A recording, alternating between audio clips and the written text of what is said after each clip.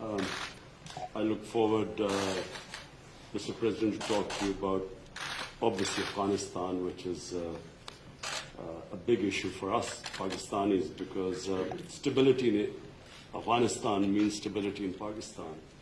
We also want to talk about all three neighbors, Afghanistan, India, Kashmir, and of course Iran. We will discuss the situation there because all three neighbors of Pakistan. And he lives in a very friendly neighborhood. I mean, as if there are not already enough challenges. Mr. President, after your last meeting with the Prime Minister, offers to mediate between India and Pakistan over Kashmir. And since then, the situation has gotten more complicated, and India continues to deny or accept any mediation. So where does it also stand now? And don't you think It would always stand. If I can help, I would certainly do that. And it will be dependent on both of these gentlemen. One without the other doesn't work if you're going to do mediation or if you're going to do an arbitration. But certainly I would be willing to help if both Pakistan, let's say, and India wanted me to do that. I am ready, willing, and able. It's a complex issue. It's been going on for a long time. But if both wanted it, I would be ready to do it. Mr. President, but the only thing is, reverting back to my question in the Oval Office on Kashmir, Yes. the thing is, you are asking both the parties to accept and agree. One is aggressor, violator of the UN resolutions, and plus non-compliant, plus merging Kashmir into its own territory. This is the kind of reporter I like.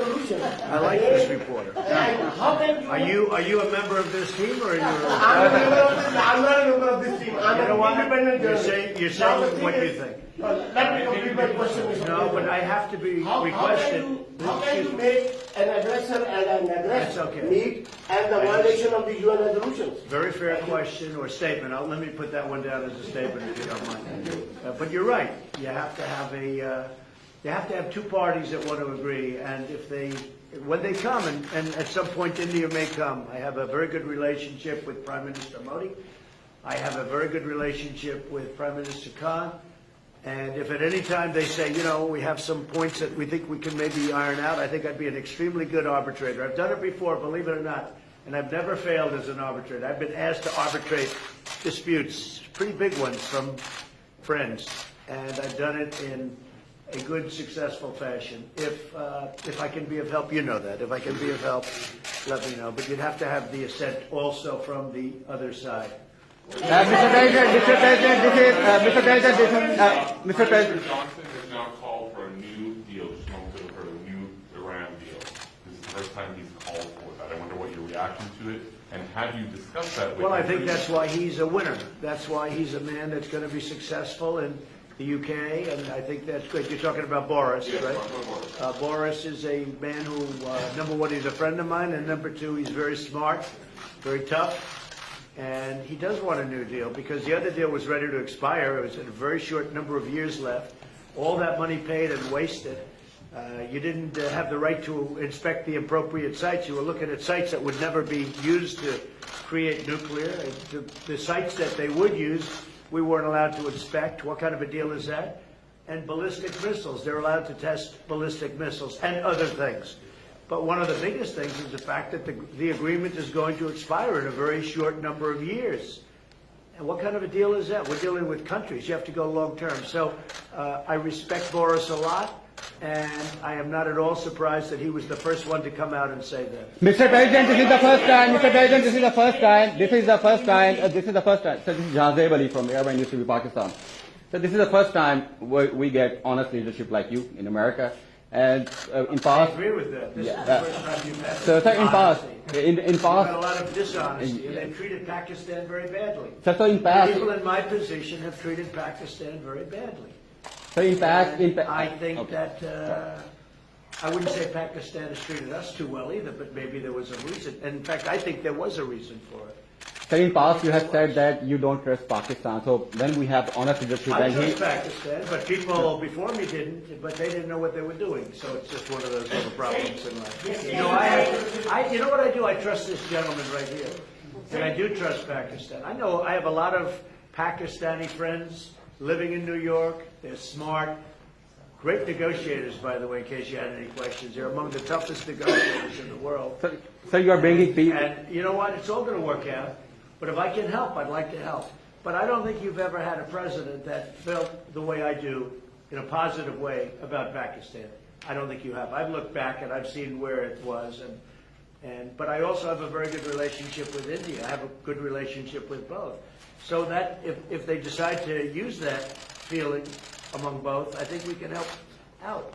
But this has been a long-standing feud. This has been going on for a long time. So you're. Mr. President, he negotiated the siege with PMO. He alleged that Pakistan is the hub of terrorism. Do you endorse that, or do you disagree with that? Because you said that Pakistan has made a lot of terror. Well, I really have been pointing much more to Iran. I mean, Iran, if you look at that's been really the state of terror. And I've been saying it's the #1 state of terror in the world. And the agreement we had does not cover that. It was not doing well. It was doing very poorly. And now Iran is doing very poorly.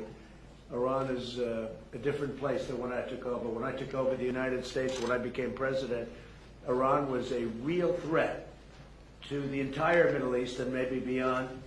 And now they're having very, very big difficulties, to put it mildly. So we'll see.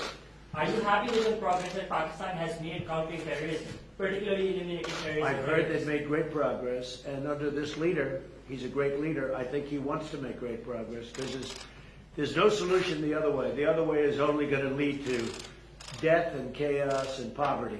It's all it's going to lead to, and he understands it. Your Prime Minister understands it. Are you concerned about the human rights situation in Kashmir? About which? Human rights situation, human rights Sure, violations. I'd like to see everything work out. I want it to be humane. I want everybody to be treated well. You have two big countries, and they're warring countries, and they've been fighting. And I mean, I heard a very aggressive statement yesterday. I don't have to say that. I was there. I didn't know I was going to hear that statement. I had said, but I was sitting there, and I heard a very aggressive statement yesterday from India, from the Prime Minister, and I will say it was very well received within the within the room. The statement itself, that was a big room. There were 59,000 people. But it was a very aggressive statement. And I hope that they're going to be able to come together, India and Pakistan, and do something that's really smart and good for both. And I'm sure there's always a solution. And I really believe there's a solution to that.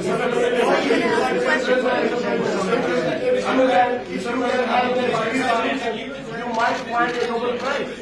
Mr. President. You've asked one already. Go ahead. Quickly. Make 1 second statement.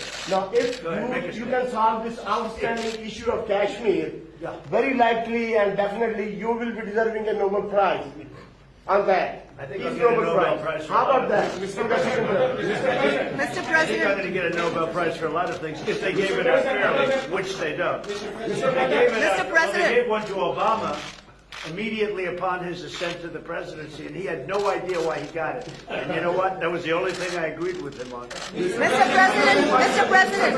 Mr. President. India, Right, come on. other than Pakistan and India, the Kashmiri people are suffering last 15 days. They will talk later on, but right now there was human rights violation in Kashmir. 50 days lockdown, no internet, no food, no nothing. So, you know, what do you want to do for Kashmiri people? Where do you find reporters like this? These guys are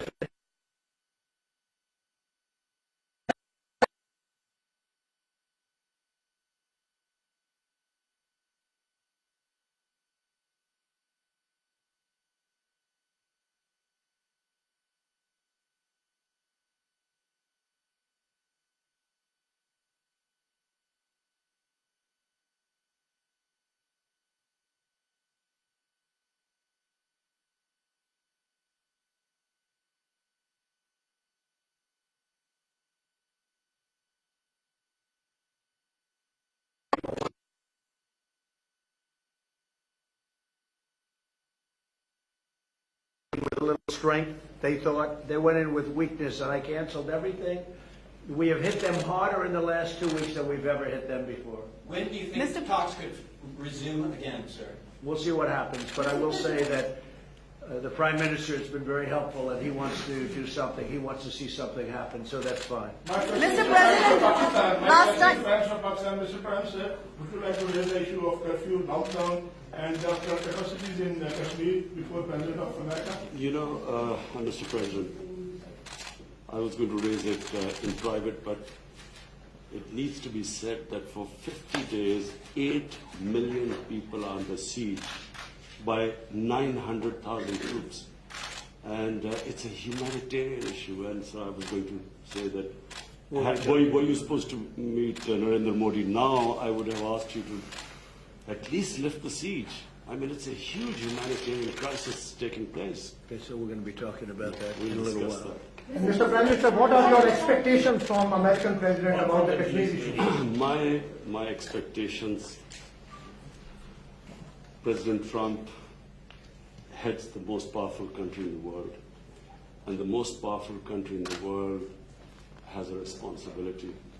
And you know this, you very kindly wanted to mediate in this, and you also said that both of us, India and Pakistan, has to agree to mediation. But unfortunately, India is refusing to talk to us. So in this situation, I feel that this is the beginning of a crisis.